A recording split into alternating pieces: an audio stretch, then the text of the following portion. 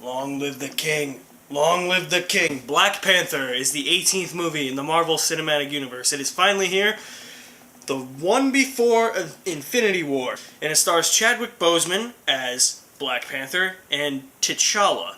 And he has to come face to face with Killmonger, who comes to Wakanda to try and overthrow T'Challa as the king of Wakanda. Black Panther was introduced in Captain America Civil War, and then I was like, he was really cool in that. I don't know how he would hold up in a solo film. Ryan Coogler wrote and directed Black Panther. He also wrote and directed two of my favorite movies, Creed. Oh, haven't seen Creed. You're missing out. And Fruitvale Station, both which star Michael B. Jordan, who plays Eric Killmonger, the main villain. Marvel has had a really good track record of taking their B and C list superheroes and turning them into A-listers. And this cinematic universe really hasn't had a miss for me yet.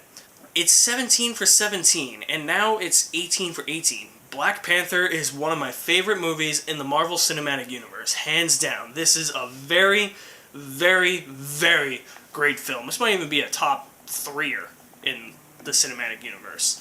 Now, it is probably a little overhyped. This is not a perfect movie. I have a couple of issues with this movie, but here's the thing with Black Panther. Black Panther, it just transcends the superhero genre a little bit. It doesn't really feel like a superhero movie. You're watching it, and it feels more of a character-driven drama, political type of thriller thing, with somebody trying to overthrow the government of Wakanda. And that was really interesting. This movie has beautiful, vibrant, ominous colors. Every scene is so colorful and just so detailed. It really added a layer of depth to the movie. It was really good. Michael B. Jordan as Killmonger. Killmonger is a really good villain. He's one of the best Marvel villains in the Marvel Cinematic Universe. And that's something Phase 3's kind of done really well, is really hammer home their villains. There's always been the villain problem with Marvel, mostly in Phase 1 and Phase 2. Phase 3 has had some really good villains. Zemo, Civil War was kind of, he was functional. It was mostly Civil War and Doctor Strange were more of the functional ones for Phase 3, but ever since then, even Zemo. Zemo's better than Caecilius,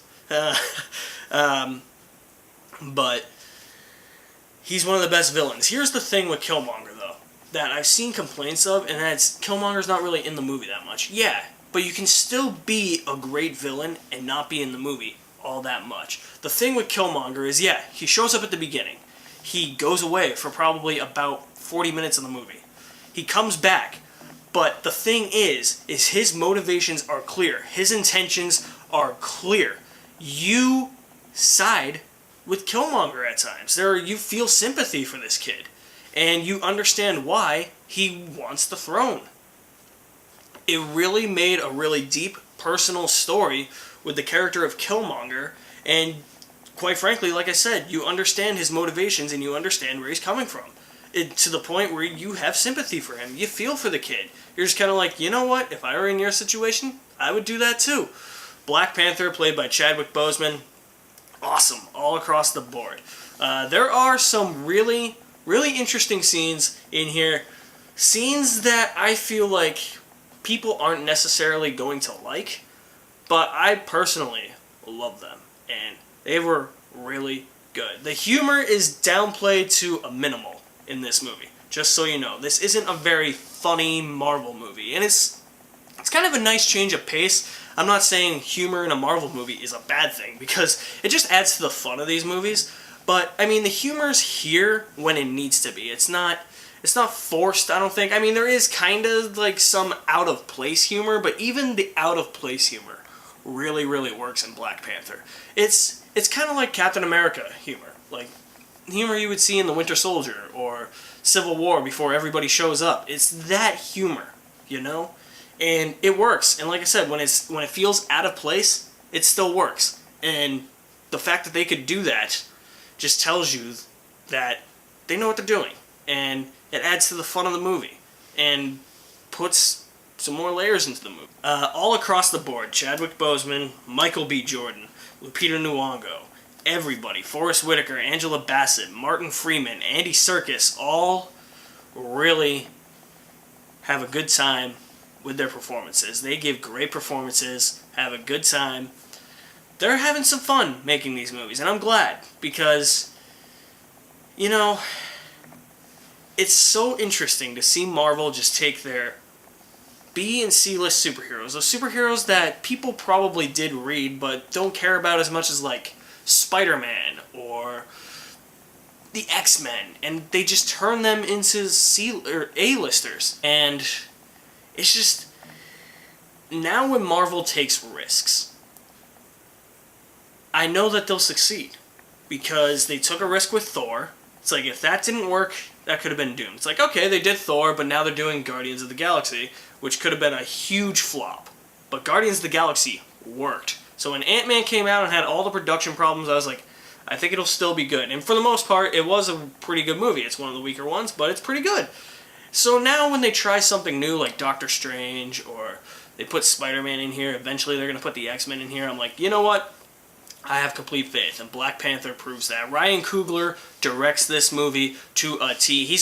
There's an action scene in this movie. If you remember in Creed, there was a fight that was filmed to make it look like one take. He does another one of those. It's not as good looking as the fight in Creed, but he does another one of those in this movie, and I thought it actually worked really well. The action scenes are kind of a minimal too. It's more of a drama kind of movie. There are action sequences sprinkled throughout. There are probably 2 major action sequences in this movie. That's really good. My issues with the movie, like I said, this is not a perfect movie despite all the hype it's getting. My issues with the movie are this. At times, there's a little too much exposition. There's probably 2 scenes where they give you a lot of exposition, including a voiceover narration at the beginning, and then a scene with T'Challa and Forest Whitaker's character.